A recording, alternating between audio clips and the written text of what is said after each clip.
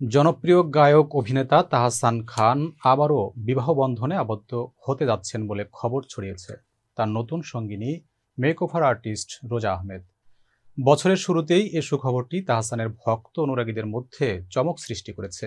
কোনো ধরনের পূর্বাভাস বা গুঞ্জন ছাড়াই হঠাৎ এমন সুখবর পাওয়ায় অনেকে বিস্মিত হয়েছেন। সকাল থেকেই সামাজিক যোগাযোগ মাধ্যমে তাহসান ও তার পাকদত্তা রোজা আহমেদের বিষয়ে ঘরোয়া আয়োজনের একাধিক ছবি ছড়িয়ে পড়েছে।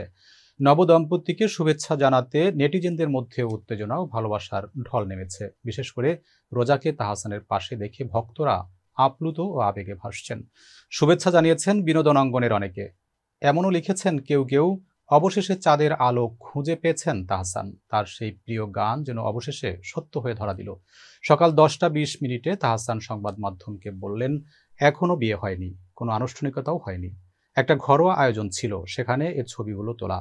আজ সন্ধ্যায় এ বিষয়ে বিস্তারিত জানানোর কথা রয়েছে। জানা গেছে, রোজা নিউ ইয়র্ক ইউনিভার্সিটি থেকে কসমেটোলজির ওপর পড়াশোনা করেছেন। পড়াশোনা শেষ করে তিনি কসমেটোলজি লাইসেন্স গ্রহণ করেন এবং পরবর্তীতে নিউ ইয়র্কের কুইন্সে রোজার ব্রাইডাল মেকওভার প্রতিষ্ঠা করেন।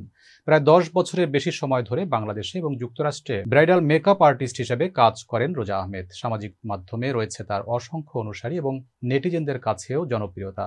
তাহসান খান বাংলাদেশের বিনোদন শিল্পে গায়ক, গীতিকার, অভিনেতা এবং টেলিভিশন উপস্থাপক হিসেবে সুখ্যাতি কুড়িয়ে চলেছেন দীর্ঘদিন ধরে। কর্মজীবন শুরু করার আগে ব্ল্যাক ব্যান্ডের সঙ্গে তার সঙ্গীত যাত্রা শুরু করেছিলেন। এটি তার শাস্ত্রীয় এবং আধুনিক সঙ্গীতের অনন্য মিশ্রণের জন্য পরিচিত। এর প্রায় 18 বছর আগে 2006 সালে 7 আগস্ট বিয়ে বন্ধনে আবদ্ধ হন তাহসান খান অভিনেত্রী মিথিলা। এরপর 2013 সালের 30 জুলাই তাদের ঘর আলো করে আসে কন্যা সন্তান আয়রা তাহরিম খান। পরে 2017 সালের 4 অক্টোবর বিচ্ছেদের ঘোষণা দেন তাহসান।